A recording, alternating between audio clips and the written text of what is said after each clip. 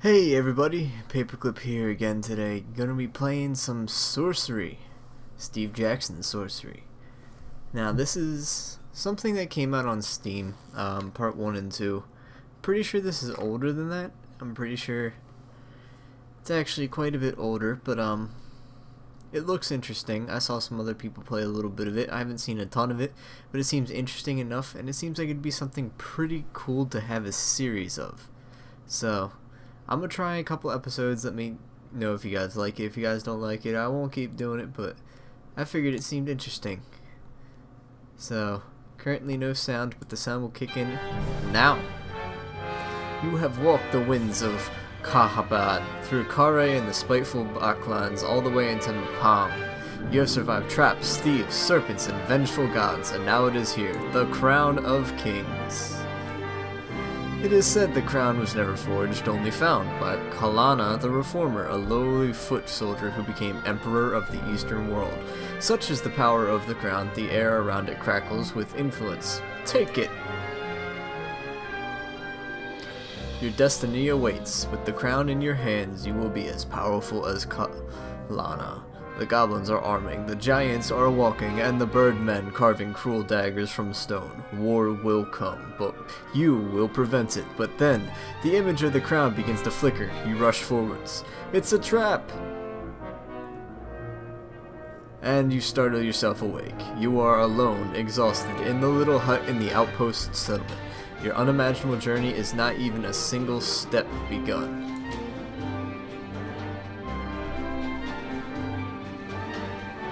So it's this type of game, if you haven't figured out already. There is no verbalization at all. There is music, and there is text, and there is pictures. But it seems fairly in depth for how simplistic it actually is. Okay, tap your character to continue. It is sunrise. You dress breakfast on bread and goat's milk, and collect the pack and sword from beside your bed.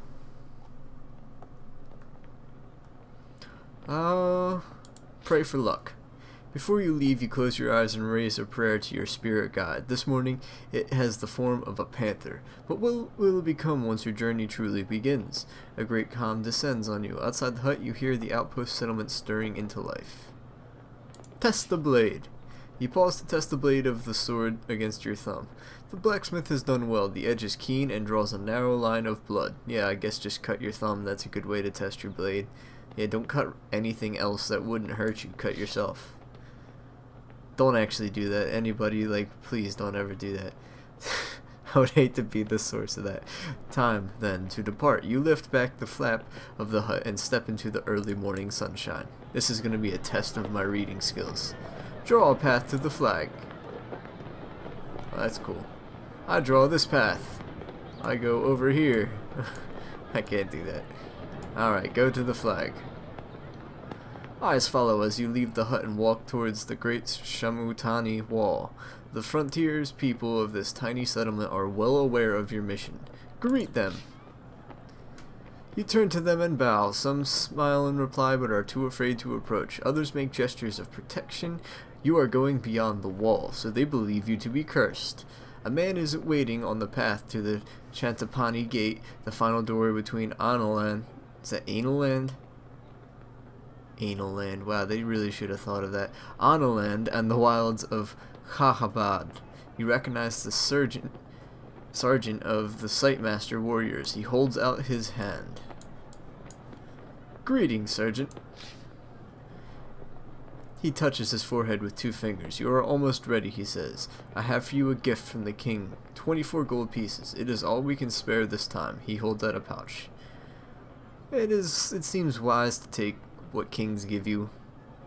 They seem to be... You don't want to dishonor a king, so I shall take it. You accept the gift graciously. Thank you. You should buy some supplies before you pass the wall, the sergeant says, and you must collect your spellbook if you wish magic to aid you. Finally, should you wish to practice your swordplay, I will go one last round with you. And he points to his staff, and he points with his staff towards the training ground. Buy rations. Small traders in the settlement supply the site master warriors with weapons, armor, food, and clothing. You go over with the sergeant to a stall selling flatbreads and cheese. 2 gold pieces per ration, the owner says. Haggle. Do you know who I am? I am Anoland's great hero, you tell him. The man looks uncomfortable. I know that, but I have to feed my family today, whatever happens to the crown. Fair enough. Buy more. You check your pack. There is room for plenty inside. I'll take 4. 4 rations is 8 good pieces, the man says, holding out a hand. Buy them.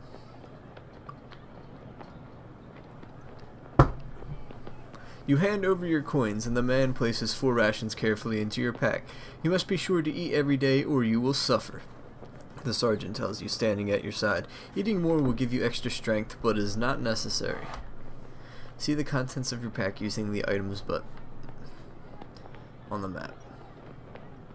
Okay. The items button on the map. Rations. 4 meals. Okay.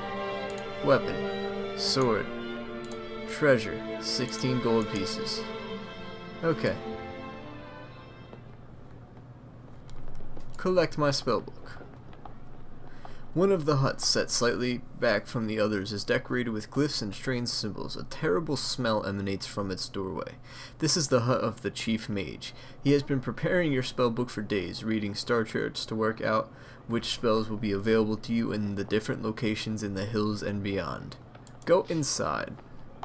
You lift the flap and go inside. The mage looks up at you with a haggard, sleepless eyes and presses the book into your hands. Do you understand how to use this? He asks. Tell me. Each spell is crafted through the alignment of 3 stars. He begins. The spell Zap, for example, is made by aligning Zarathustra, Aegis, and Peony. Wow, those are not easy to pronounce. But that is not important. What matters is what the spell is called and what it does. Zap will give you control over lightning. Hot will create a fireball. Foff will create a force field around you. Shall I continue? I've heard enough. He scratches absently in his ear. Remember, some spells will cost you effort to use, but the ones that don't will not work without a focus. An item of some kind. You will need to read the book to know what. Research magic using the spellbook button on the map. Spellbook. Oh, that's cool. I actually like flip the page. Ah, see, I thought I had to like drag the page. I just click on it. Oh, I can even do left, right. I like that better. Zap creates a lightning bolt. Foff creates a protective force field. Law enables non-intelligent creatures to be controlled. Dumb makes creatures extremely clumsy. Hot creates a fireball. Wall creates an invisible wall. All these spells are extremely tiring and will cost you 3 points of stamina. More economical versions exist, though some rely on the caster owning particular items of power. Big. Spells cast the caster's own body. It will inflate the body to 3 times normal size. This increases the power of the caster and is especially useful against large opponents, but must be used with caution in confined spaces. Lock. The spell requires a gold coin, which is placed on the caster's wrist. The spell is cast, it will transform into an invisible metal shield, but the coin will be lost. Dope. The spell will be used to open any locked door. If the door is bolted from the inside, the bolt will be undone. The spell will not work on doors sealed by magic. Okay. Sus. The spell may be cast when the caster suspects a trap and will indicate telepathically to the caster the danger and the best protective action. If already trapped, the spell will be used to minimize the effects in certain cases. 6. The spell is cast onto the caster's own body and creates multiple images of the caster, all capable of casting spells and attacking. Each will perform identical actions, and most creatures will be unable to tell which is the real figure. And oh, we still have more. How? This spell is used in perilous situations when information about the safest way of escape is desired. The caster will receive a psychic inclination towards one route and mean the defense or a means of defense if one is present. Does. The spell may be cast upon any creature, reducing its movements and actions to about 1/6 of its normal speed. Thus the creature appears to move as if in a dream sequence, making it much easier to evade and defeat. Dud. By casting a spell, the caster can create an illusion of treasure. Gold pieces, silver coins, gems, and jewels can be created at will and used to distract, pay, or bribe creatures. Illusionary riches will disappear as soon as the caster is out of sight. Mag. This spell protects the caster from most magic. It must be cast quickly and works by neutralizing the attacking spell. The spell is thus a very powerful protective weapon. Fall. This spell is used if the caster is caught in a pit, trap, or falls from considerable height. When cast, it makes the caster's body as light as a feather. The caster will float down through the air and land gently on the ground. Dim. A good defensive spell. This can be cast at any attacking creature to muddle its mind. However, it must be handled with caution as the deranged creature may act unpredictably. Fog. This spell may only be cast in a closed room with no windows. Once cast, the room turns pitch black in the eyes of all but the caster, even though torches and candles may still be burning. Therefore, nearby creatures will be temporarily blinded. Sat. The effects of the spell, which is only useful in combat, is to demoralize an opponent so that his will to win is lost. Any creature so demoralized will be easier to defeat, though victory is still not certain.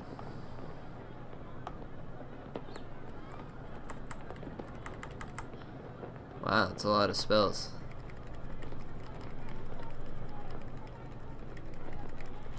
Alright. Sorry, I felt the need to read those.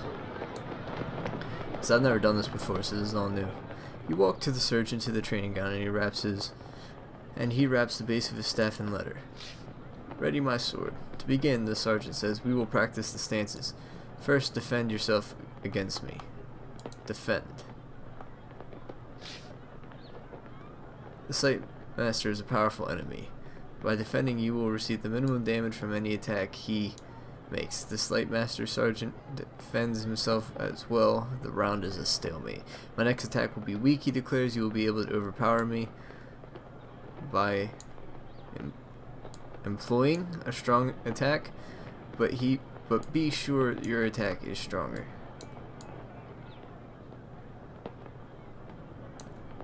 We'll try 4.9. Oh wow, he really made that easy. Make a medium attack, overpowering the Sight Master Sergeant who tries a low careful attack. Overpowering a weak attack is easy, so you did well to win without using much power. My next attack will be of medium strength, he declares. You may be able to overpower me if you wish to try.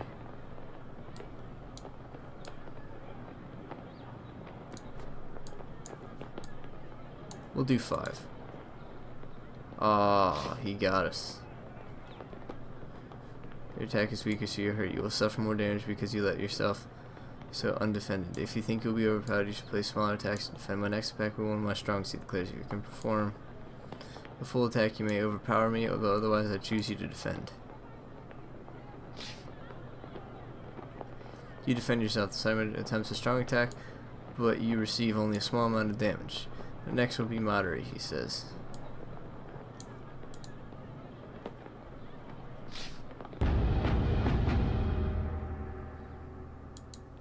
I'm gonna try that again, because this is technically like practice. I don't want to lose stamina on the first fight. That was just me sucking. So defend is the first one. Sight Master, powerful enemy. By defending, you will receive the minimum of damage if he attacks, blah blah blah. My next attack will be of medium strength. So here we'll do 6. We overpower him. Perfect. Next attack will be weak. You'll be able to overpower me by playing a stronger attack, but be sure your attack is stronger. There we go. 1 stamina lost. Perfect.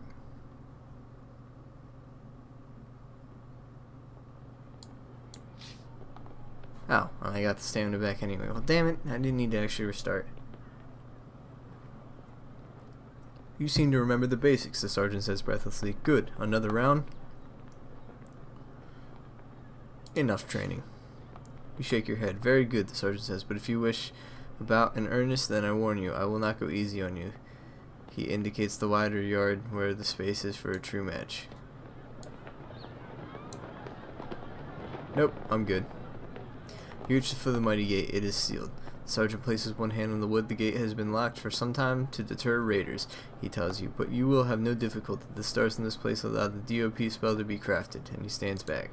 Cast a spell.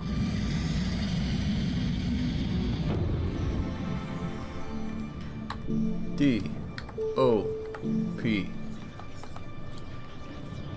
So what you basically do is you just type the letters. Cast. Dop. You weave the spell one by one. The great tumblers at the door begin to creak and groan. Then the hinges turn with a noise like hail on a canvas roof. These gates have not been opened since our last champion was lost, the sergeant says. I wish you more luck than he. Perhaps you will even meet him on your travels. I fear he is dead. The Sightmaster nods, peering at something on the horizon. I believe he is returning, but transformed. I hope you do not meet the same fate. He stands back from you. Enter the gate. Together you step into the shadow of the wall. One last word, he declares. When you have the crown, find the highest point you can find. We will be watching. Watching from where? From here. Sightmaster warriors are selected from birth for their incredible powers of telescopic vision. You cannot help but wonder how far we can see.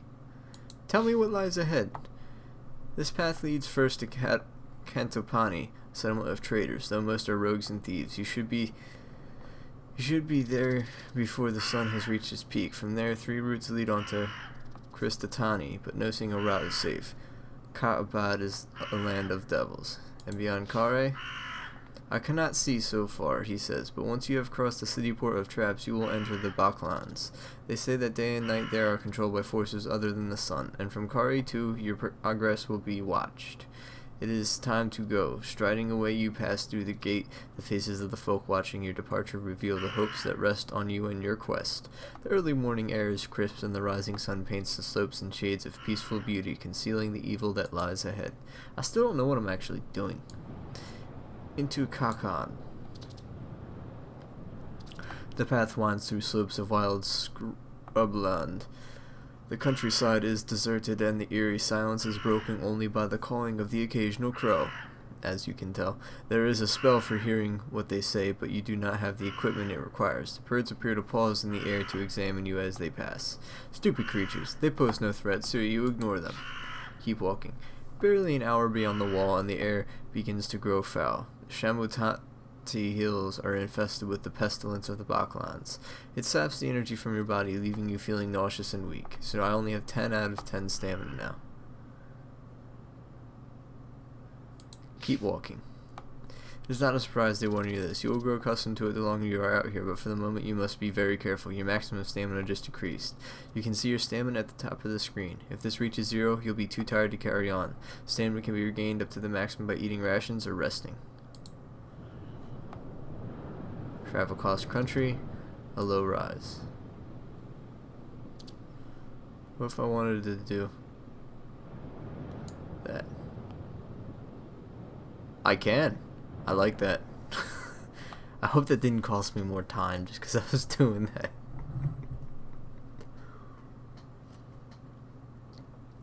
Another hour passes and you crest a small hillock, from the top of which you can see the path continuing downwards into a small settlement of huts. This must be Cantopani.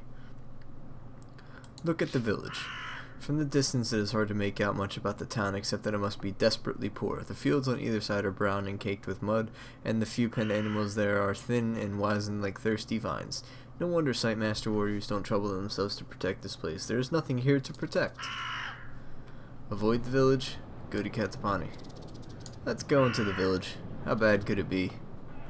Of course, if you were scared of a town like Cantopani, then you would not hope to survive Kakbad proper. You follow the path down into town. The round huts are made of hard-baked, bright clay, and the roofs are thinly thatched. As you pass, eyes appear at dark doorways, tracking your every move. For a moment, it seems like this will be all you see of the town's inhabitants, but then a villager appears from one of the dwellings and blocks your path. Look at him. He is 5 feet tall. They cannot grow much taller out here, and in his poisonous air he has thick-set arms and thighs, and is half cloth and tattered breeches. His eyes are wild, and his long red hair and beard stand out from his face in a weary tangle. Halt, stranger, he commands. What business have you in Cantopani? I want to buy equipment. He grunts, but you can see that he is pleased. With the motion he encourages you to file, taking you through the village to a larger hut. A storage hut. Inside, you find that the building is a storage house. A quartermaster, somewhat plumper than your guide, is seated at the table. Wait to be introduced. This man is here to do business, the villager explains. Get out of here, flea, the fat man replies, getting up from his seat to hustle the villager out. Then he turns to you with a smile and beckons you to sit. Greetings, stranger, he purrs. Shall I show you my wares? Please. The man waves a finger. Wait there. He disappears for a moment into a side room. We'll wait. You wait. The merchant returns carrying a large box. For you, he declares, moving his hands as he speaks. I see what kind of man you are. This collection, the very best, most strange and interesting artifacts, collected from other travelers who have come this way. He begins to lay the items out in front of you, treating each with great care.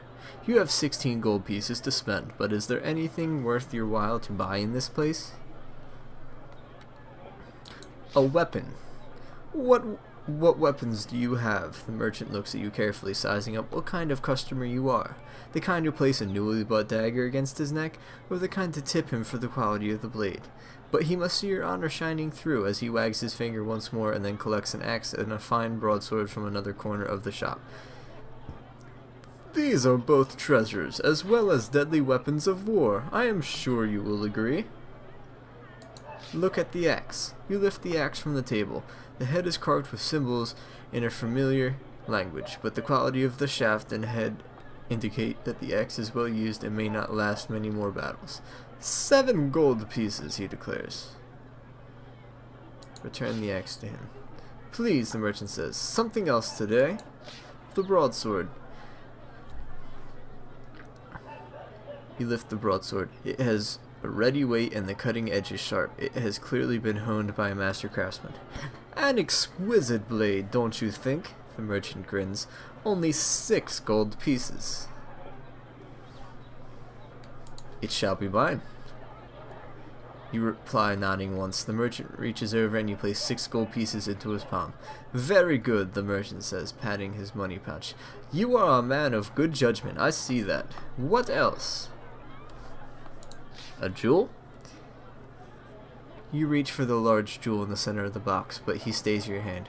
Please, he says, it is too valuable to allow you to handle. 10 gold pieces.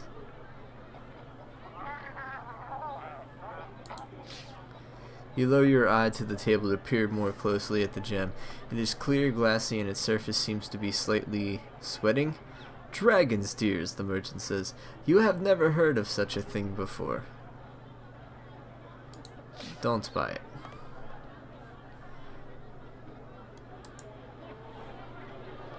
Okay, cool. I can actually get into my spell book. I want to see. I think there was something in here.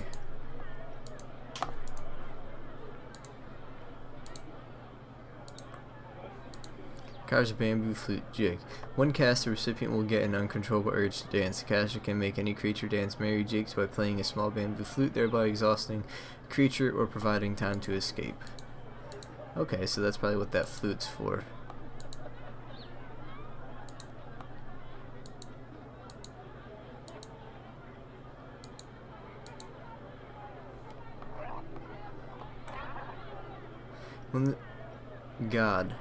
When the spell is cast, any creature or humans nearby will take an immediate liking to the caster and will offer aid and information.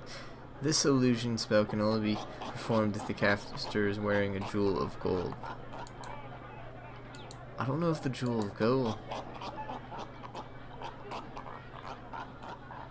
What the hell is that sound in the background? That I don't like that at all. A jewel-studded medallion. I don't think that's it. A sun jewel. Or any of these dragon's tears. None of these are dragon's tears.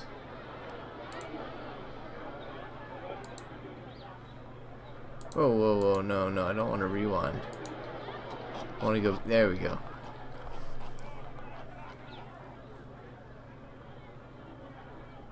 No, I will not take them. Very wise, I'm sure. Very wise, I'm sure, he replies, and he puts the jewel carefully away. Please, the merchant waves a hand. Keep looking. Take your time. A musical pipe. You pick a bamboo pipe off the table, carved with a split reed and 6 finger holes. 3 gold pieces, the merchant says. I can't promise you that it has any magic, but it may well cheer you up at night. Play it. You play the pipe to your lips and blow a few clear, sweet notes. The merchant nods. It's a well-made little thing, don't you agree? So for 3 gold pieces, I could actually use that to cast that jig spell, which would exhaust enemies and creatures instantly upon casting it. It seems pretty useful. Turn it to him. It would make a better gift for a child, you reply, with placing...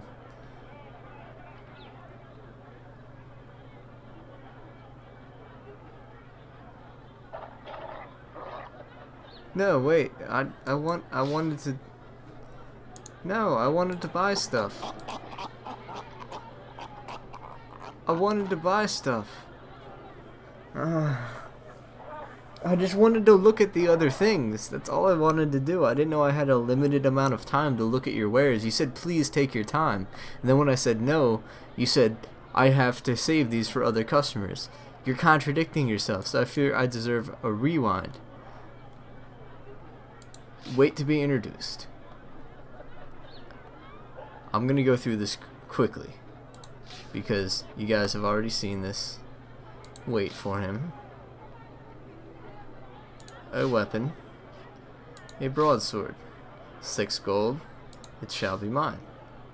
Awesome. A musical pipe. Play it. I will buy the pipe. A leather bag. You lift the bag from the table. Its contents rattle. Teeth, the merchant replies, showing his own a little. Finest creature teeth. Only 3 gold pieces, too. I believe we actually need teeth.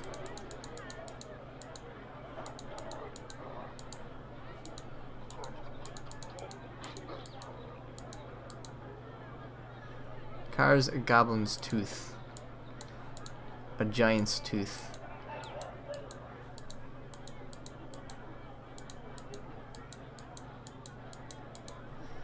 Yeah, so teeth actually seem useful.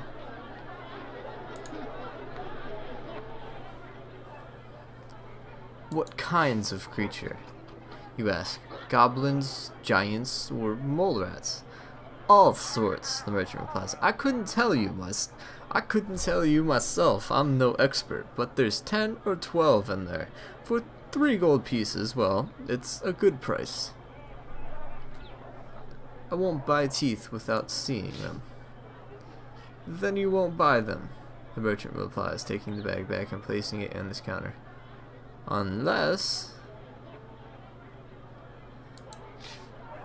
It is a good price. I'll take it. You hand over 3 gold coins and take the bag of teeth. Please, the merchant waves a hand. Keep looking. Take your time. A herbalist potion. 4 gold pieces. You lift a flask containing some kind of potion from the box and turn it between your hands. The liquid inside is thick and purple. What does it do? The merchant smiles. I am a mere tradesman, he answers, but I assure you it is of the finest quality. For everything I sell, only the finest will do. Don't buy it. Place the potion back on the merchant. Not today, my friend. The man smiles, but beneath that smile is obvious desperation. The merchant nods, then begins to pack his box away once more.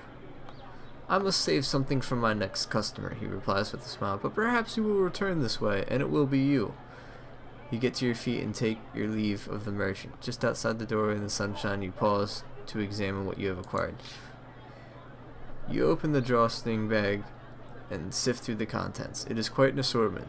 There are 3 teeth from an ape, 4 from a goblin, 2 from a snotty-cat, and a large molar from a giant that is the size of a ripe plum. Okay, so I have 4 goblin teeth and 1 giant tooth. I don't know if I can use the other teeth, but that's 5 spells I can cast now, so I feel like that's worth it. Swing the broadsword in the middle of town. Okay, move out of the village. You head out of Kantapani and along the path into Shamut Anti Hills. And that's where we're going to cut in this episode here. I was going to cut it a little sooner. I didn't know the merchant would cut out on me as soon as I started refusing his wares, even though he said take your time. So that, I feel that was justified. I'm not going to be trying to do rewinds in here unless you guys want me to rewind. And I mean, I guess I can rewind if that's the case, if there's an actual demand for it, but I don't want to do that otherwise. So thank you guys for watching. I will see you guys in the next episode of Sorcery. Bye bye.